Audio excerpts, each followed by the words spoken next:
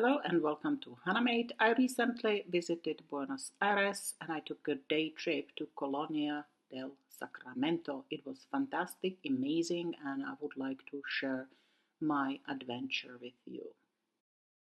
So, Colonia del Sacramento is about 50 miles across the river, and this is how you get on. You basically board the boat. If you are planning to do the trip, don't forget your passport, and remember you will go through immigration, so um, you have to be at the ferry early on. It is very safe and very interesting boat ride. It's fantastic. I think I mentioned that it's over 50 miles, so it takes about hour 15 minutes. I was very impressed with the modern facilities, and everything was a smooth ride. I took many pictures and videos, and I really fell in love with the small town. And I would like to give you a little narration whenever I find it appropriate. So this is the view of the Colonia del Sacramento from the boat, and it is pretty small, charming, very charming colonial city. There are tons of little cobbled streets with views, I believe, three sides of the river. There are many colorful buildings and shops, and of course, incredible panoramic views of the river. It is definitely a popular trip to go from Buenos Aires. It feels like little tiny escape to history. I would probably like to call this almost like open air museum. It's amazing, it's charming. So this is the views, what you will see when you arrive. It is an old train station that was used for visitors to come to Colonia. I will tell you a little bit more about the history, but basically, as I mentioned, it's part of Uruguay. I believe it is the oldest town of Uruguay itself, and it was founded in 17th century in 1680 by Portuguese. When you're on the boat, you will kind of feel that it's busy and there are lots of people. However, once people get off the boat, they spread all over the town and it's not busy at all. It's really good. So I took many short videos and pictures and I threw them together in this video, and I would like to sort of offer you a virtual tour, what we saw, and I will put in a little bit of narration whenever I know the history or significance. So now I'm entering the historical quarter and the fort, the Portuguese Spanish fort that was founded in 1745, and this is the incredible drawbridge. So I do enjoy taking pictures of everything, and I was definitely very impressed. There are tons of beautiful kind of sun-dried, faded facades of different buildings, lots of colorful buildings, incredible plants everywhere, and the little charming alleys with cobblestones are very charming. And just to let you know, this town actually become part of UNESCO World Heritage Site, which does protect many of its sites from overdevelopment, and they keep them in the style they are supposed to be, right? I came from Europe and I'm very appreciative of this initiative. The Colonia del Sacramento is amazing. Now I'm in the older part and I will read you a little bit about its history. So, as I mentioned, Colonia del Sacramento in Uruguay was founded in 1680 by the Portuguese. Unfortunately, they eventually lost it to Spanish. It is one of the oldest cities in Uruguay and it is part of UNESCO World Heritage Site. The city, they call it city, but it's very small, right? But kind of spread, you will see. The city was a military stronghold in the fight against Spain. The city was disputed for a century and was eventually lost by the Portuguese. The city's architecture is a mix of Portuguese, Spanish, and post-colonial styles. It is super charming and it really feels like being in Spain or Portugal, and you will see tons of amazing tiles, hand-painted tiles everywhere, and the colors on the buildings as well as the architecture itself, the arches in windows and the doors. The city, the colonial quarter, which is called Barrio Histórico, is really well preserved. The architecture also includes different very wide stone walls, tiled roofs, and single-story stucco buildings.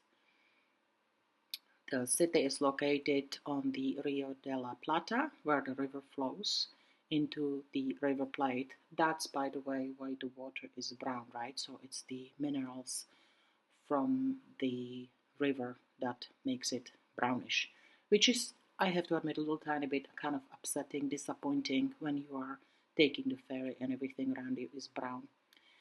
And by the way, yes, you can swim there, and the water is supposed to be very clean. The city is surrounded by water on three sides. There are lots of different attractions. You can see most of them on a day trip. I think we spent 6 hours, and I felt that, especially since it was a very hot day, it was about good timing. I think I wouldn't mind going back and spending 2 days there, staying overnight, and visiting more of the museums. So basically, if you're doing one day trip, I do feel that 8 hours is about just good enough, right? Especially because you are doing tons of walking. By the way, I didn't mention the prices, but I think the ferry was about $150. And when it comes to entrances to different places, they were very, very cheap. Many of the museums were free.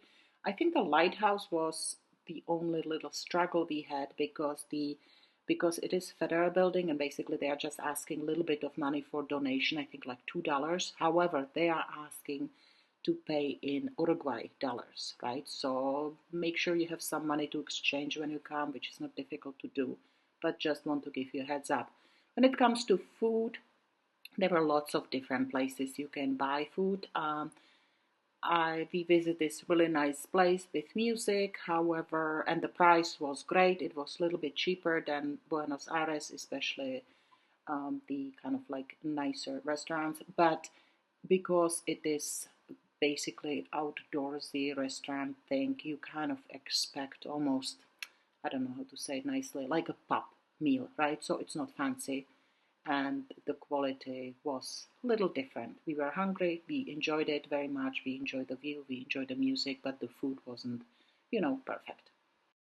Well, but you didn't come to Colonia to eat, but you came to experience and soak in the history. So I will read you a little bit about it. So Colonia del Sacramento is a charming city, you see city again, nestled along the Rio de Plata's northern shores, is a testament to Uruguay's rich historical tapestry. It was established 1680 by the Portuguese. Its founding marked a pivotal moment in the colonial era as it emerged as a vital strategic stronghold amid the territorial struggles between European powers in South America. Situated near Buenos Aires, Colonia del Sacramento served as a crucial outpost, guarding the entrance to the expansive Rio de la Plata estuary and exerting influence over regional trade routes. Through its tumultuous history, the city witnessed the ebb and flow of colonial powers, enduring sieges, battles, and shifting allegiances. Today, Colonia del Sacramento is a legacy of its storied past. It offers visitors a glimpse into the intricate tapestry of cultures and influences shaping Uruguay's identity over the centuries. So, as I mentioned before, this small town is part of the World Heritage Site of UNESCO. The designation of the historic quarter of the city of Colonia del Sacramento as a UNESCO World Heritage Site underscores its profound cultural and historical importance. The designation recognizes the exceptional preservation of its urban landscape and the architectural treasures it harbors, offering visitors a captivating journey through time. At the heart of the historical quarter lies a mesmerizing blend of architecture styles that witness the city's multifaceted past. The cobblestone streets wind through a labyrinth of colonial-era buildings, each bearing the hallmark of Portuguese, Spanish, and post-colonial influences. These structures, dating back to 17th, 18th, and 19th centuries, stand as silent sentinels preserving the stories of bygone eras within their weathered walls. Walking through the historic quarter, visitors are transported to a bygone era where the echoes of colonial conquest and culture exchange reverberate through the cobblestone streets. Distinctive Portuguese-inspired architecture, characterized by the whitewashed walls and tiled roofs, coexists harmoniously with the ornate facades and wrought iron balconies typical of Spanish colonial design. It is really quite impressive that if you walk by and if you do understand architecture, or at least if you've been to Spain or Portugal, you can distinguish the differences. And they came kind of mixed at the same time, and it's really cool to see the mix.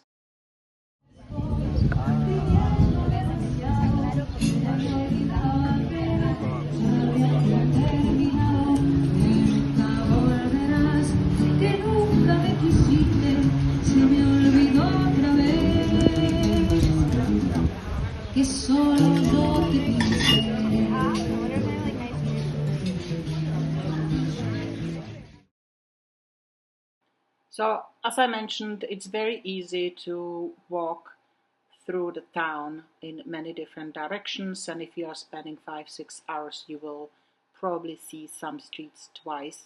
But I do want to make sure that if you're watching this video before your trip, do make sure you wear very comfortable shoes.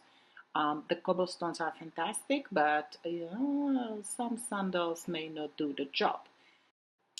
I also think that before we went to the lighthouse, they were checking our shoes, and there were a few ladies that had just flip-flops and they were turned away.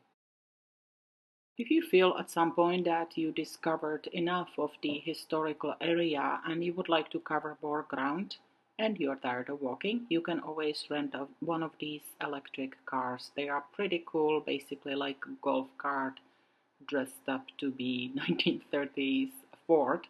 They are really cool, easy to drive, and even though you're feeling totally exposed and you share a seatbelt with the driver, it is very safe and comfortable. And as I mentioned, you cover lots of ground. So we traveled a little bit around the old quarter, and then we went to see a really cool place that I will show you. And yes, they give a map, a real map that kids can practice how to use. So we were kind of exploring a little bit around the older quarter we just walked, and we went to see the lighthouse as well.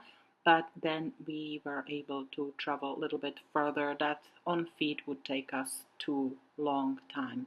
By the way, it is really cool adventures. I have to admit, I loved riding the old truck, and we were able to see many more places.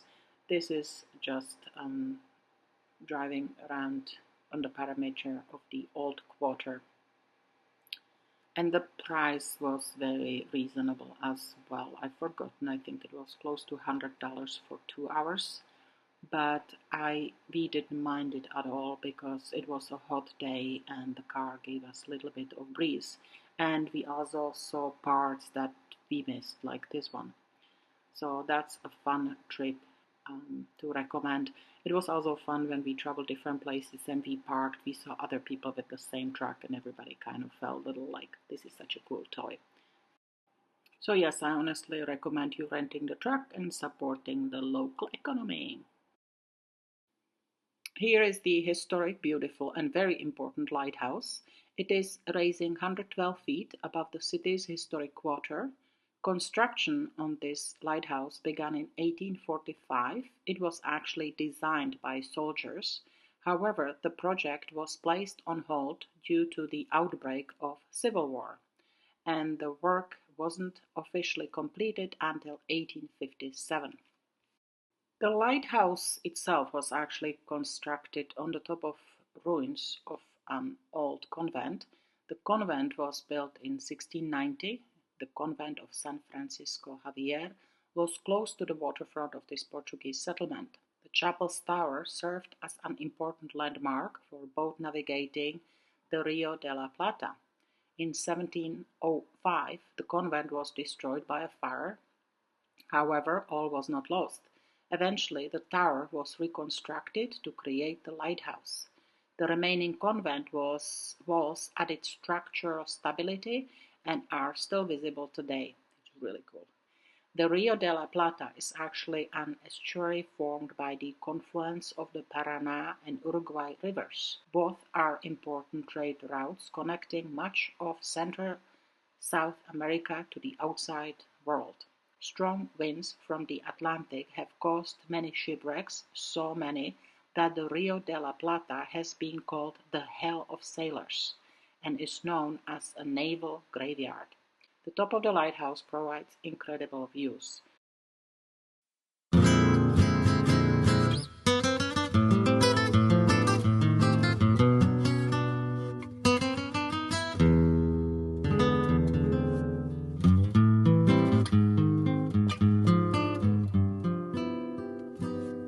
Cuando el ombú de la existencia sacude el viento del recuerdo, se llena el alma de murmullos que cuentan cosas del tiempo viejo. En ocasiones al oírlo, el cielo claro de los ojos queda tapado de cerrazón, y en otras veces sin querer se va la mano pa'l facón.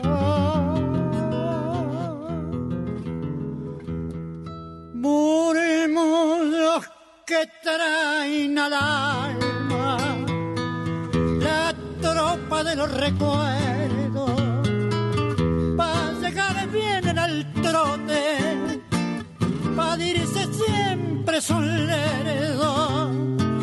Murmullos, murmullos son que aprietan el corazón.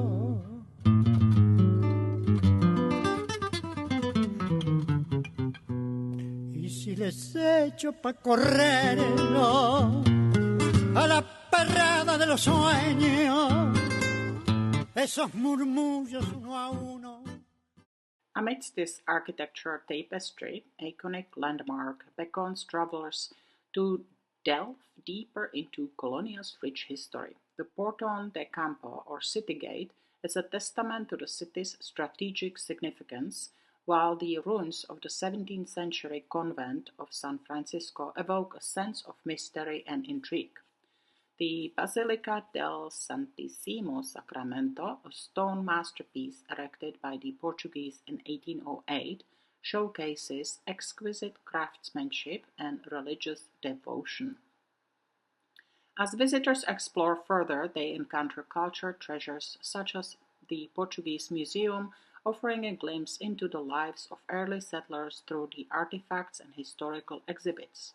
The Casa de Nacarello, an 18th century Portuguese house, provides insight into the daily life of colonial inhabitants.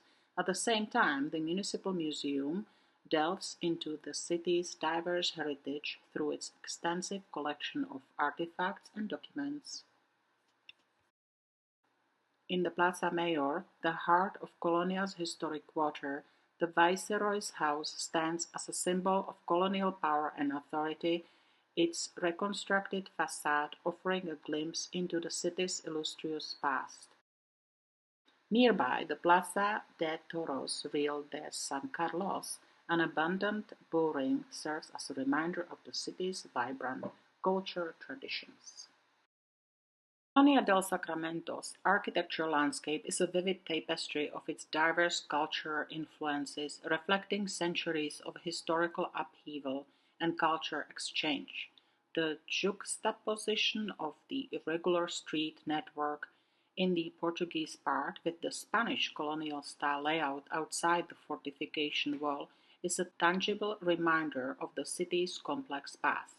As artisans from various backgrounds converged on Colonial, each brought unique architecture traditions, resulting in captivating fusion of styles that distinguishes the city's built environment. Over time, this fusion gave rise to distinctive architectural vernacular characterized by the seamless integration of Portuguese, Spanish, and post-colonial elements. From the ornate facades adorned with the intricate carvings to the red-tiled roofs that dot the skyline, Colonia del Sacramento's architecture bears witness to the city's rich culture heritage and enduring legacy of culture exchange. By the way, I was very impressed with the sycamore trees everywhere. They are beautiful mature trees that offer shade as well as some greenery, and I'm pretty sure fresh air as well. They are beautiful. So if you are more adventurous to get out of the historical quarters, which I highly recommend, renting the car is a very good way to go. So you will get out and you will kind of explore the other area of Colonia. You will see more the modern development, different styles of houses, and you will kind of feel, oh, this is how people live next to the old quarter, right? I do think that it was important for us to visit that side of the city because that gave us a little different impression, right? The Colonia del Sacramento is not just the historical part. So one of the reasons we rented a car because we wanted to get to the old-fashioned bull ring.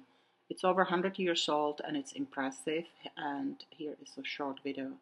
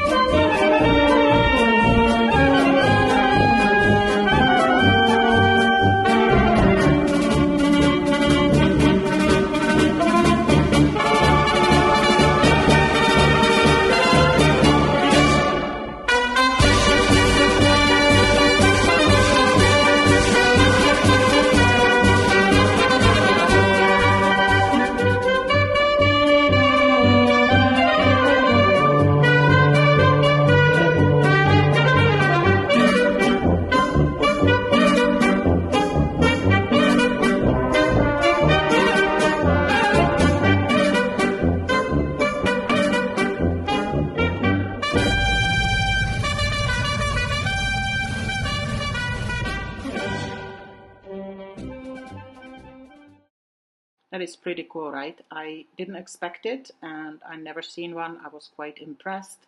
So the sport itself is not my cup of tea, but viewing the bull ring and the scale of it and how big deal it was before people had TV, it's pretty important. I did make detailed video on my YouTube channel, so if you're interested in learning a little bit more about the history, you can view that.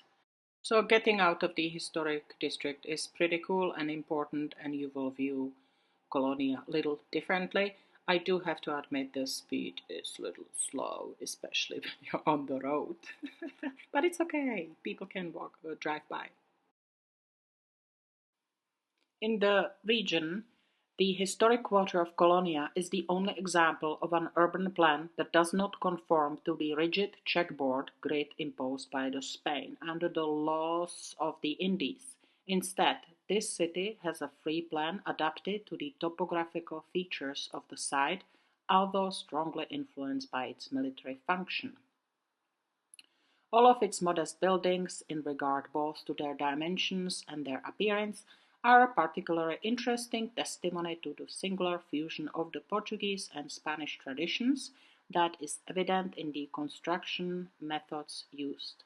The civil and religious buildings with long stone walls, wooden trellis, and tiled roofs reveal an excellent knowledge of traditional construction system and contribute to the architectural unity specific to the historic quarter. So we are heading back home and we are leaving the historic quarter. So this is the amazing drawbridge. I do have to admit that experiencing or being able to feel and touch South America 17th century was pretty incredible to me.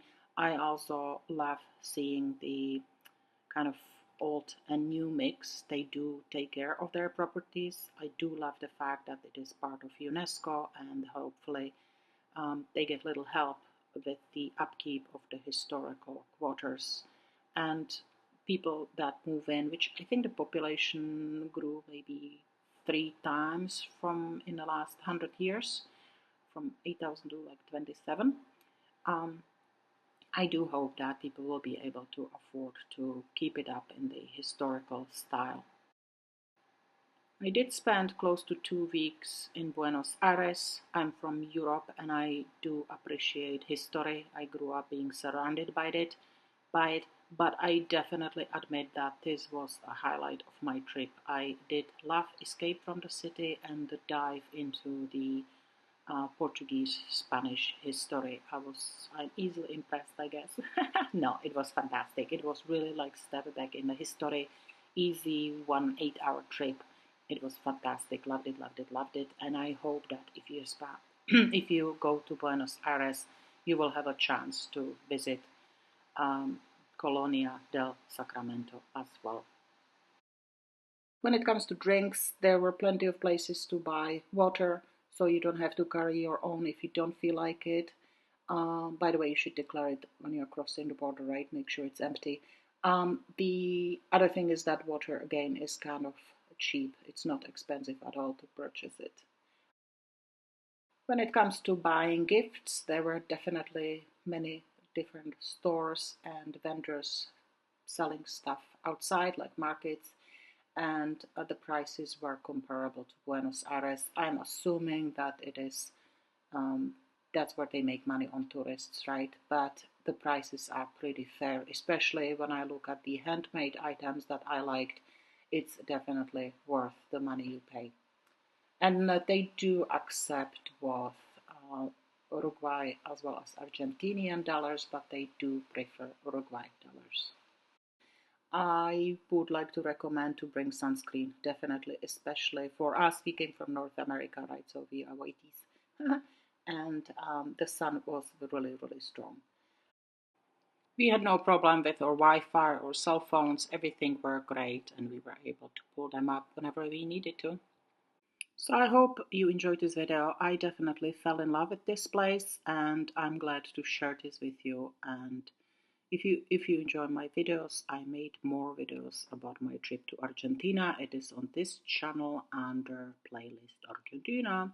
You can also follow me on Instagram or on Facebook. I like to create things. My goal is pretty and practical. Thank you for watching, Hanamit.